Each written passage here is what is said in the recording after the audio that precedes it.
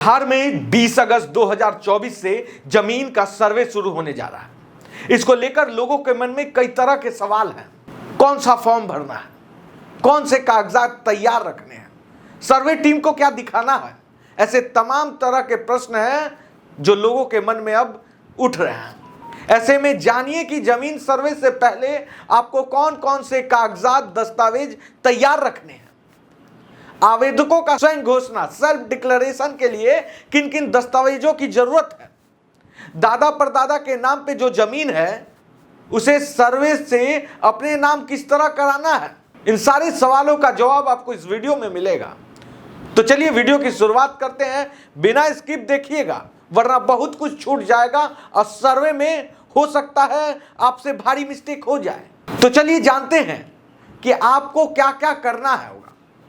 जमीन सर्वे के वक्त कौन कौन से दस्तावेज तैयार रखने हैं, यह सबसे अहम बात है। अगर इसके बारे में बताया जा रहा है, आपको बता दें कि इसके बारे में बताया जा रहा है कि 4-5 चीजें हैं जिनका ध्यान रखना अति महत्वपूर्ण है।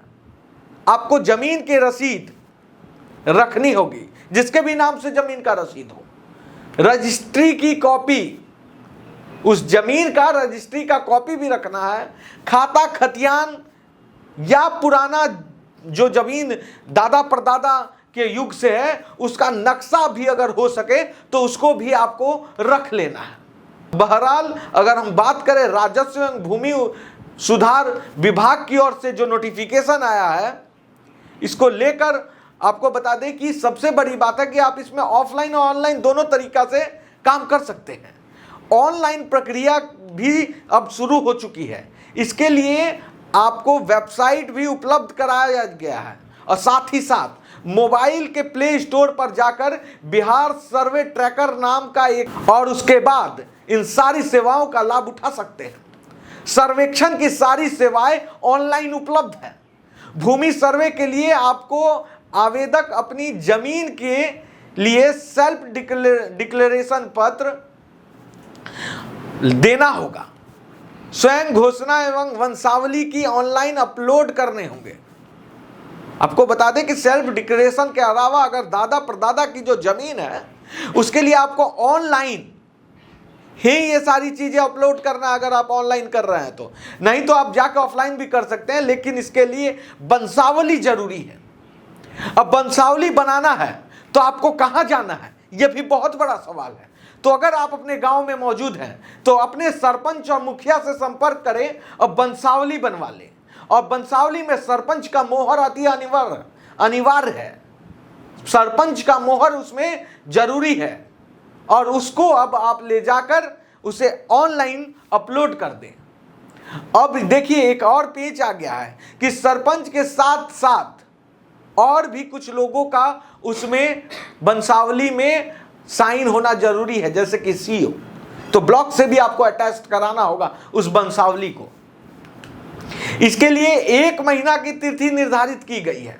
इन सारी चीजों को अपलोड करने के लिए आप अपने जमीन का जितना भी आपके पास दस्तावेज है उन सारी दस्तावेजों को 1 महीने के अंदर आप अपलोड या फिर जमा कर दें।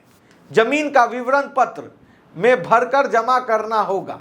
ऑनलाइन के अलावा जिला में लगे शिविर में जाकर भी ऑफलाइन प्रक्रिया से भी ये काम आप कर सकते हैं। सबसे पहले ये जान ले कि आवेदक के रूप में जब आप फॉर्म भरने जाएंगे, यानी कि जब भी आप अपने जमीन को सुधारने के लिए अपने नाम पर करने जाएंगे तो कौन कौन सी कागज को अटैच करना है। चलिए आपको सबसे पहले मैं वही बताऊंगा।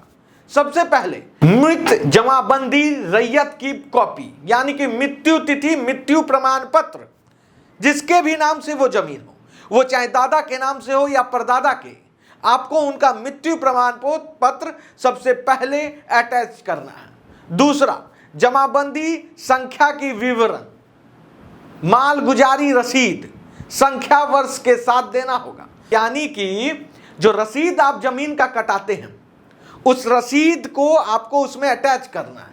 खतियान का नकल यदि उपलब्ध हो तब खतियान का नकल भी आपको उसमें अटैच करना है।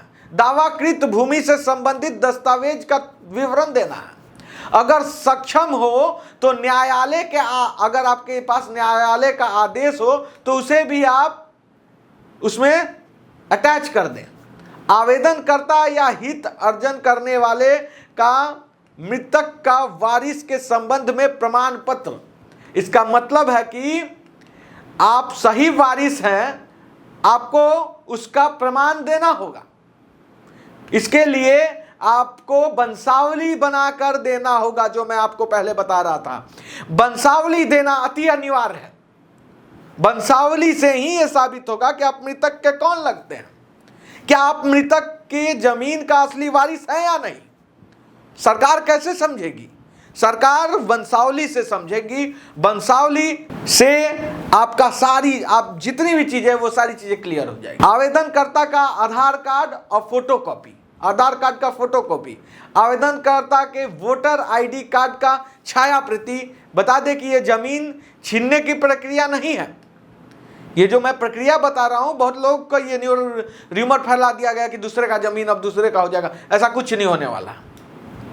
ये झोल झाल से हटाने के लिए ही सरकार अब ये काम कर रही है। जो आपका जमीन है वो आपका ही रहेगा। तो इसीलिए आपको सबसे पहले वंशावली अटैच कराना है, साथ में साथ 2 फोटो लगेगा, आधार कार्ड लगेगा, वोटर आई कार्ड लगेगा। इन सारे चीजों को अटैच करके आपको ऑनलाइन या ऑफलाइन आवेदन कर देना है। उसके बाद कुछ दिनों में ये प्रोसेस होने में टाइम लगेगा, आपके नाम से आपका जमीन हो जाएगा। और कोई भी प्रॉब्लम आता हो इस बीच में, अगर किसी भी तरीके का धांधली या प्रॉब्लम का आप सामना कर रहे हैं तो सीधे हमारी टीम से मिलिए, हम आपका उसका निवारण कराएंगे। ऐसे ही तमाम खबरों के लिए बने रहे खबर फर्स्ट के साथ।